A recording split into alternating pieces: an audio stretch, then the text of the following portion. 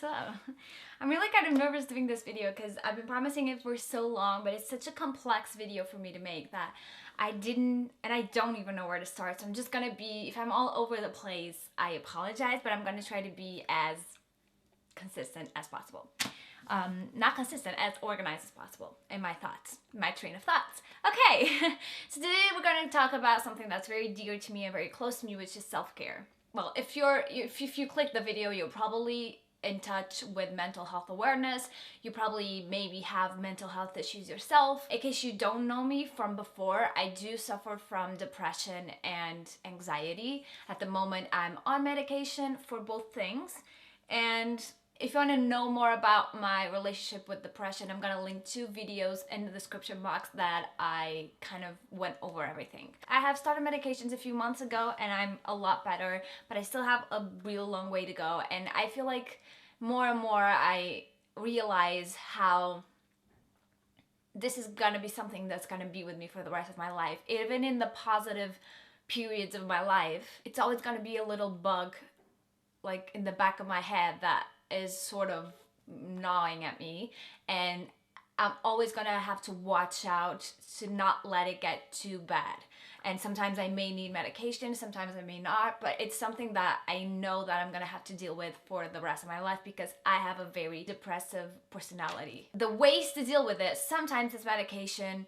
All the times I think therapy is really, really helpful, especially for me because I feel like I have a lot of like childhood traumas that I even never realized until very, very late in life. Like it was really like this past year that it all came rushing down into me. So obviously if you can afford therapy and counseling, it's a really, really good tool for you. And it's about finding also the right therapist and the right counselor for you. Some of them you might not like as much, but then when you find the right fit, I feel like it's really, really good for you to just, honestly, just to unload everything to a person that doesn't have any judgment, doesn't have any reservations about you, and doesn't have any like expectations as well. It's pretty liberating, and it also helps guide you in the right direction, sort of, and helps you understand your actions, your past actions, so you can learn from them and do better in your future actions. But the main thing that is really important and not all that expensive is self-care. And self-care can be like a million different things for a million different people. Self-care is really about what makes you what makes you comfortable, what makes you healthy, what makes you happy, what makes you get the machine going and push away the depressive thoughts. And there are so many things to look into when it comes to self-care. I feel like I have my own little niche of things, but of course it's down to you if you love to do something I may not like. So I'm gonna list like some of the things that I have been doing towards my self-care routine, and maybe you'll find helpful tips as well that you may like to introduce into yours. So the first thing I'm going to talk about is actually about my eating habits. Just before I went on medication, I was really down in the dumps, and I feel like I had never experienced this before in previous episodes, but in this one, I was really lacking appetite. I couldn't eat anything. Just the thought of food would make me sick. When I was chewing stuff, it was like chewing paper. I couldn't feel the taste of the food. It was all very bleh. And so I lost a lot of weight. I've always been around 50 kilos, and so I was now at 45 kilos, which was pretty scary for me. My face was starting to get sunken in. And actually at the time I wasn't filming too much, but I did film one video with that weight, which was the ASOS haul, which I'm gonna link up here. If you wanna see like my face, it's really like different than what it is now, and I was so tiny and so like I looked fragile even. And so one of the things that has been most important to me is making sure I get all the nutrition I need, and mostly that I get all the calories I need in my day. Now this is gonna sound weird, but I've actually been using a fitness help to help track that, and the app I've been using is called Fitatu. And actually I've been doing a sort of self-journaling of my food to make sure I ate at all the right times and make sure the overall day of food looked great. And then this app actually reached out to me, and I thought this is such a good idea, such an ingenious idea. And the app is really like self-intuitive and helpful. For example, today is very unfilled because I haven't finished today, but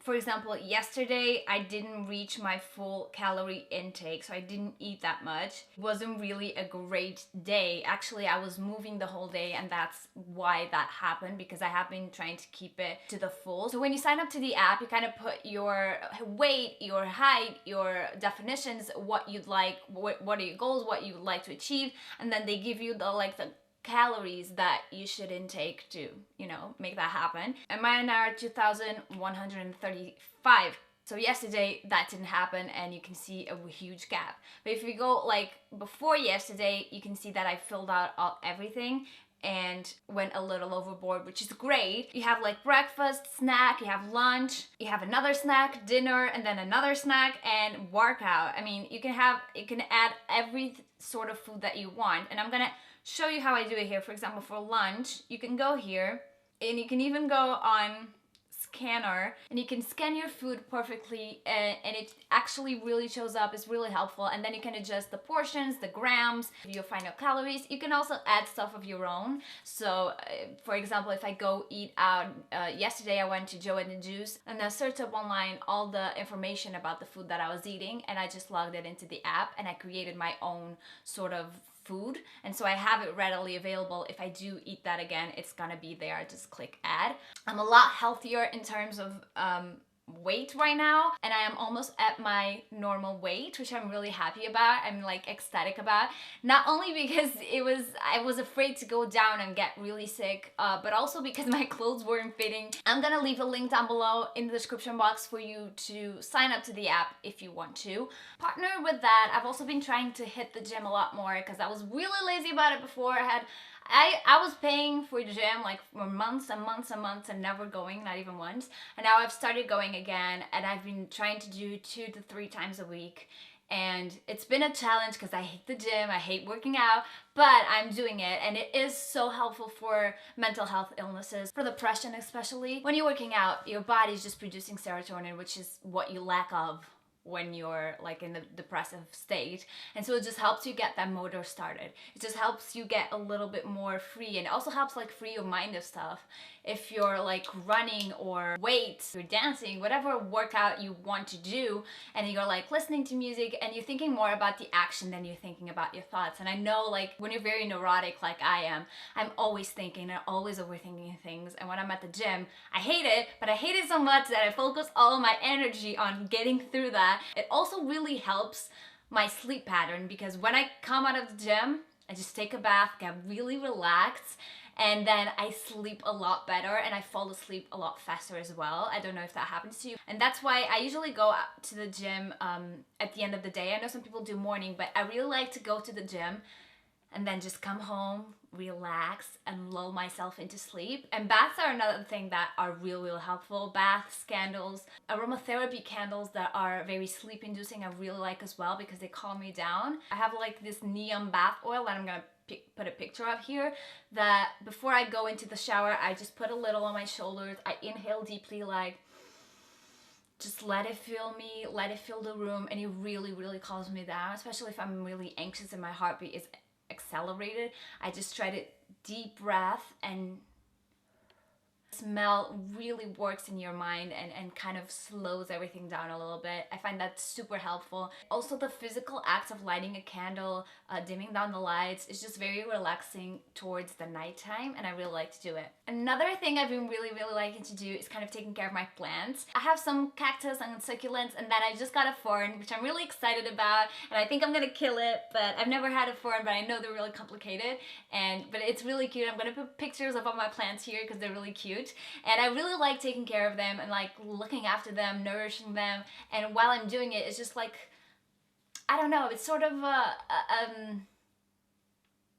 it does help kind of ease your mind. Also taking care of your place and making sure everything's really tidy. I'm a really messy person, and when my room is messy, when my house is messy, I feel like it also interferes with my mind. Like my mind gets a little bit more messy. If the house is super clean and super tidy and super organized, I feel so much better like inside my head. It's a totally psychological thing, but you know, that's what we're talking about here. And it does clear up the space in my mind as well. It kind of mirrors itself in my mind. I don't know if that happens to you. Let me know in the comments. Another thing that I really like to do now, that, especially now that I'm working from home, if I'm staying home, then it's important to have like a waking up routine. It's important to wake up semi-early, depending on your, I mean, I know it's really hard when you're really depressive to wake up, but it's important to wake up in the morning, to open up your curtains, let the light shine in. It's really important for you to do that. And then also I try to do my skincare routine right when I wake up, because it does wake me up a little bit and I don't get as drowsy.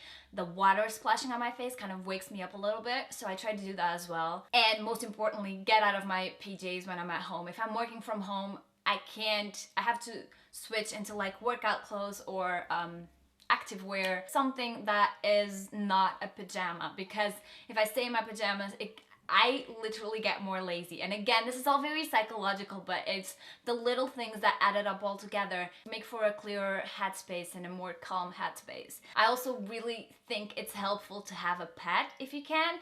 Pets are the best, and I will obviously recommend a cat because I love cats. Dogs are also really good. If you like the neediness of dogs, that might be a really good thing as well, because they take so much more care of you than a cat does.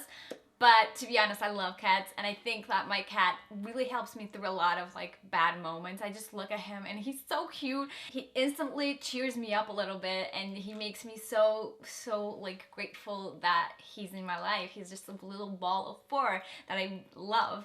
And I think, yeah, having pets is really, really helpful as well, especially if you live alone or if you spend a lot of your time at home alone. I've also started journaling. So yeah, I mean, I don't do it every single day because I feel like sometimes I don't have stuff to say, and that's fine. But I try to journal like regularly. So I've been doing at least once a week, but sometimes 2 to 3 times a week. And especially if I have a bad day and I just want to get it out of my head. It also is a good aid to therapy, or if you can't afford therapy, or if you don't have the means to go to therapy, it's a really good second option. It's not gonna substitute it, but it's a really, really good second option that you can sort of make work. I feel like letting the stuff out is really good. Even if you're just writing to no one, letting the stuff out is just really, really cleansing and purifying, and it just gets rid of all the nasty stuff that you're thinking about. One thing that you should always also do is reaching out to other people. I'm not saying like in a way of help. I mean, if you do need help, definitely reach out to other people, get help and make yourself better. But also, if you're even if you're recovering, if you're already healthy, it's really important to go out of the house, to meet people, to socialize. I hate socializing. It's my worst nightmare, and I don't have that many friends, so I try to like rotate between my friends for them to sort of babysit me through the day. And I know it can be hard to make friends when you don't have friends, when you just move to a new place and you don't have friends, you don't know anyone. But it really is important to mingle a little and just have those people that you know you can count on. And right now I'm trying to like organize my whole life and just reach out to people that I haven't reached out in so long, because, you know, depression kind of pushes everyone away in a sort of unconscious, involuntary sense. But now that I'm a little bit healthier, and I've also been, I know that is healthy, I've been trying to reach out to people, make lunch dates, make tea dates, make whatever dates, so that I just can see people and talk to different people, because it really nourishes the mind. It also gets you thinking about other things. When you talk to one person, you kind of get that person's perspective, but if you talk to like 5 people, then you get 5 people's perspectives. They also talk to you about their problems, so you kind of take your mind off your problems a little bit to talk to other people and kind of engage in their problems and their kind of concerns, stuff that they're going through. It really does help mix it up a little bit, if you know what I mean. And finally, I think this is gonna sound really weird, but one that I really feel is really super helpful to me is keeping my Instagram updated. When I'm not keeping my Instagram updated, you can tell that I'm going through something, through a rough patch, to a depressive episode, because I have no will to do it. So I kind of force myself to do it even when I don't want to, because I know that if I stop that ball from rolling, then it kind of becomes a square and it's harder to roll. That was a really weird metaphor, but you know what I mean. I mean, it's once I stop posting for like a week, then it's so hard to get back on that horse again. So I really try to update Instagram daily. If not daily, then every 2 days or something like that. I've been trying to keep it going daily because it really helps me just be productive and feel productive as well. And I feel like when I feel productive and when I do, like, I make lists, and when I do all the stuff in my list, I feel a little peace of mind that kind of, you know, makes me motivated for the next day, if that makes sense. I do like making lists a lot, so that's another thing. I do like making lists a lot, and then when I check everything off the list, I feel so much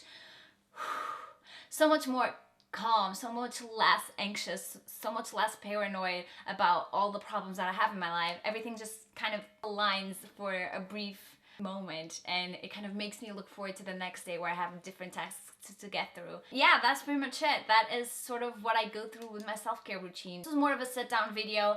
I also want to make a more like guided video where I actually you see me do the stuff. So let me know down below if you'd actually like to see me do a self-care routine, like when I get home from work, or when I'm home working, and when I'm doing up until nighttime, from morning to nighttime. What are all the steps that I do in a regular normal day? I think that would be really fun as well. Let me know if you'd be interested in that. Give this video a thumbs up and leave a comment down below saying yes or no. Yes, no, if you're interested, say yes. And yeah, that's pretty much it. Subscribe to the channel. Don't forget to click the little bell button so you know every single time I'm uploading. And that's it. Bye.